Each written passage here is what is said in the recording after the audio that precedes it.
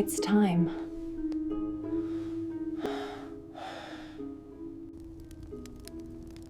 Time for bread!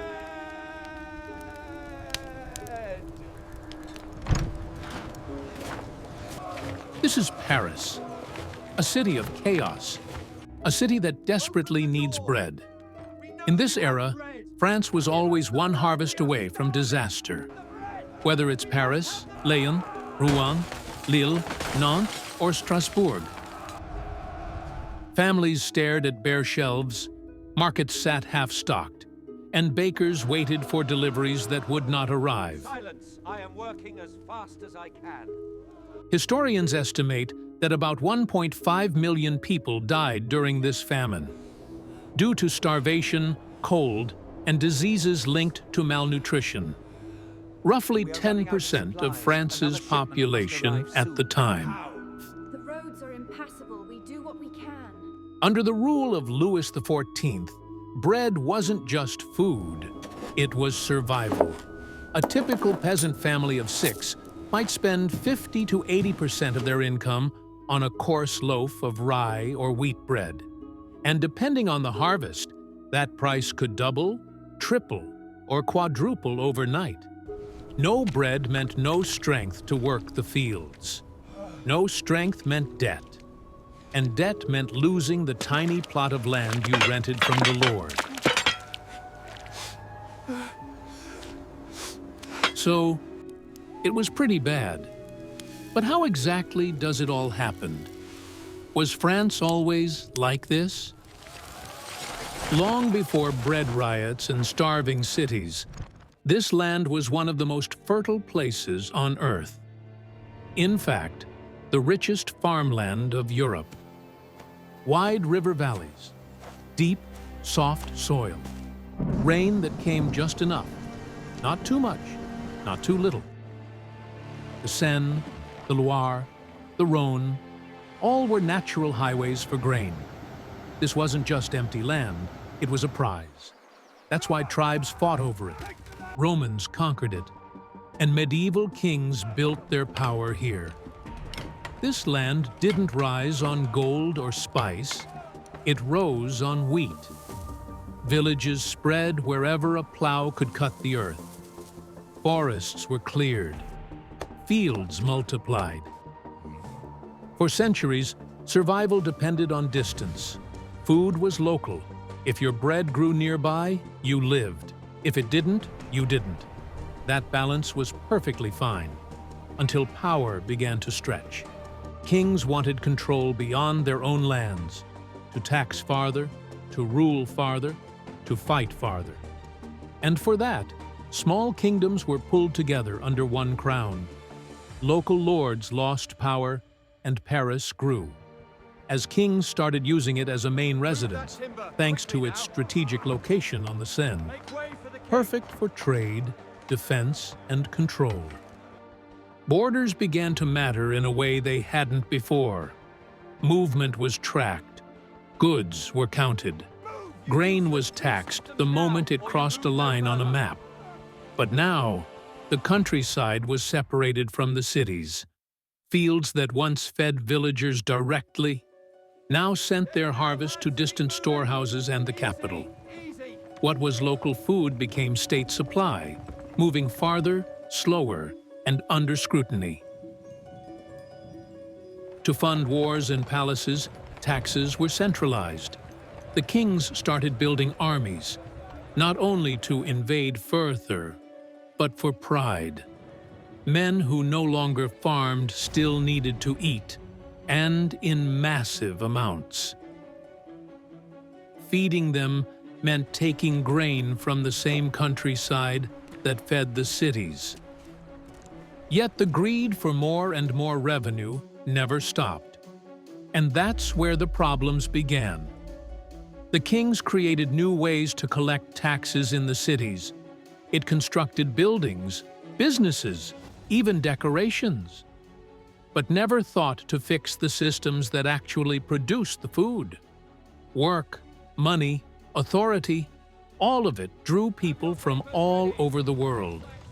Massive waves of immigrants poured into the cities, overcrowding them, each willing to pay whatever they could for a place to live. Every new mouth meant more grain had to be pulled from farther away. And the system delivering that grain was itself medieval and fragile. Most of northern France still relied on the open field system, scattered strips of land farmed communally, with 1/3 left fallow each year to rest the soil. No crop rotation like the more advanced four-field system emerging in England. Wheat and rye dominated because they made bread, the cheap staple that filled bellies. But they were risky. One frost, one disease, and an entire harvest could vanish. No development was done on the farming methods at all. Even the tools used were basic. Wooden plows that barely scratched heavy northern soils, or light soils in the south. Yet, somehow, the system endured.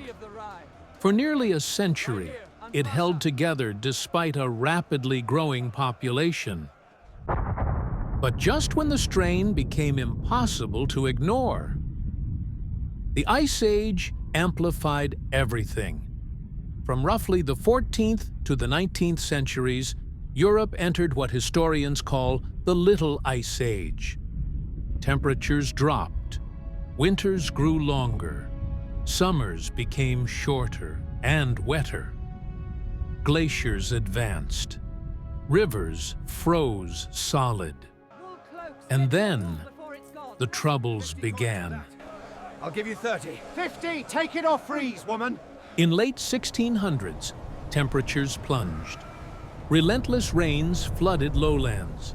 Harvests failed across the whole continent. But France suffered the most, as its kingdom was centralized in authority, yet fragmented in practice, unable to respond fast enough to crises. Even when grain existed, it could not move. Infrastructure and markets collapsed under pressure.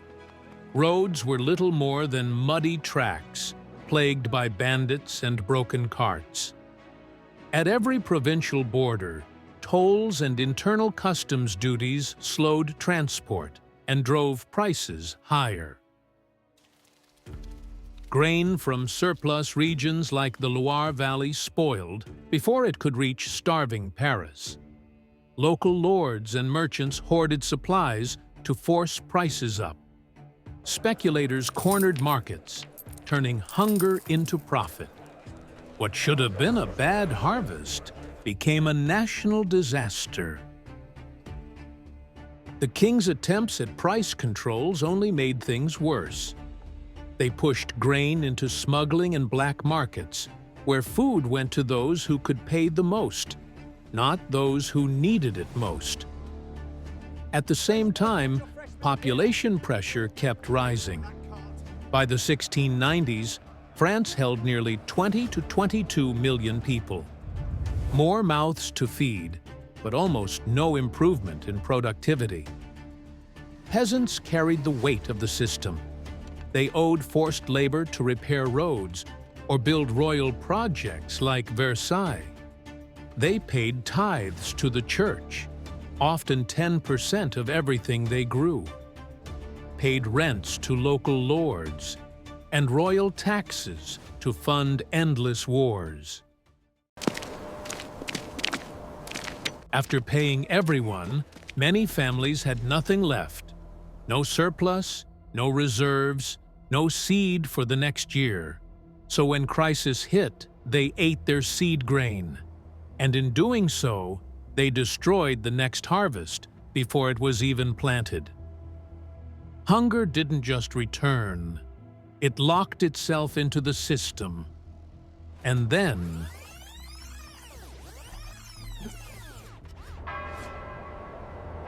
people abandoned their farms and flooded the roads. Some begged, others turned to banditry. Many sold their children into servitude just to survive another winter. Villages emptied. Churchyards became mass graves. Hunger didn't just weaken bodies, it unlocked disease. Malnutrition shattered immune systems. Dysentery, typhus, and smallpox swept entire regions. Women ate clay and grass to quiet their stomachs. Infants died first. Desperation drove infanticide rates sharply upward. And when bread appeared, it sparked violence. Bakers were beaten or killed if loaves shrank or prices rose. Riots erupted over ounces of flour. This wasn't just a collapse, but the beginning of a cycle.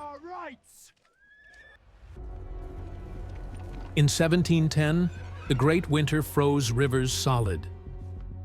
Wolves entered villages. Another million died. In 1725, hailstorms erased harvests. Bodies burned. The 1740s, the 1770s. The Flour War of 1775, the disastrous harvests of 1788. Again and again, crowds looted granaries demanding affordable bread. Artisans pawned their tools. Servants went unpaid. Corpses piled up faster than they could be buried, spreading new waves of disease. France wasn't unlucky. It was structurally trapped. So, how did it finally escape this edge of starvation existence? How did this cycle end? Not suddenly, not cleanly, but over decades of brutal change. The first cracks appeared before the Revolution. A few reformers began questioning a fatal assumption. Why is it that an entire nation should live or die on wheat alone? One man proved them right.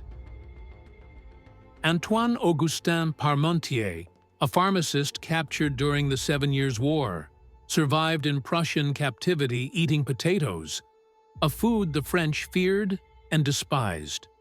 When he returned, he became obsessed. Potatoes grew in poor soil, yielded 4 to 10 times more calories per acre than grain, stored well, and survived blights that wiped out wheat. To break public resistance, Parmentier staged propaganda.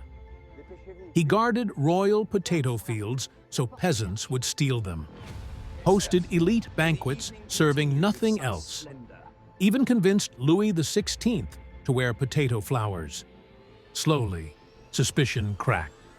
Maize spread in the southwest. Buckwheat stabilized Brittany.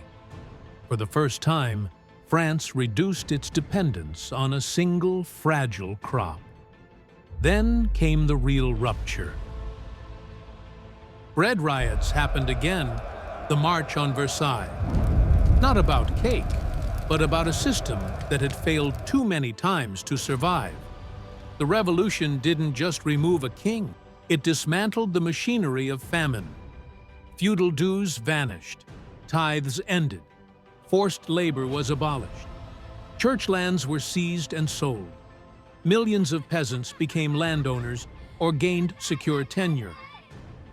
For the first time, producing more food meant keeping more food. Internal tariffs disappeared, creating a national market. And over the next century, the transformation locked in. In the 1800s, France finally fixed the one thing it had ignored for centuries: how food moved, how it was grown, and how much it produced. Railways spread from the 1840s onward. Grain from fertile regions could now reach cities in days instead of weeks, smoothing shortages before they became disasters. Farming itself changed.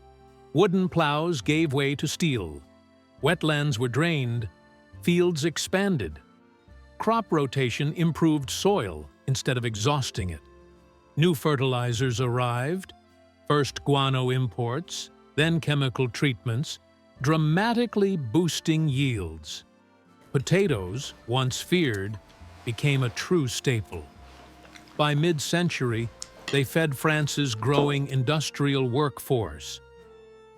France industrialized slower than Britain, but smarter in one key way. It diversified. Grain was no longer everything. Wine, dairy, vegetables, and livestock spread risk. Colonial imports added buffers. Local failures no longer meant national death. By the late 19th and early 20th centuries, mechanization and synthetic fertilizers finally ended recurring famines. For the first time in its history, France could feed itself reliably. Today, that starving kingdom is almost unrecognizable. Bread is cheap, stores overflow, safety nets exist. The last great famine is centuries behind us. But history doesn't disappear. It waits to be forgotten. Thank you so much for watching. Please like and subscribe our channel, The Curious Corner, for more fascinating content.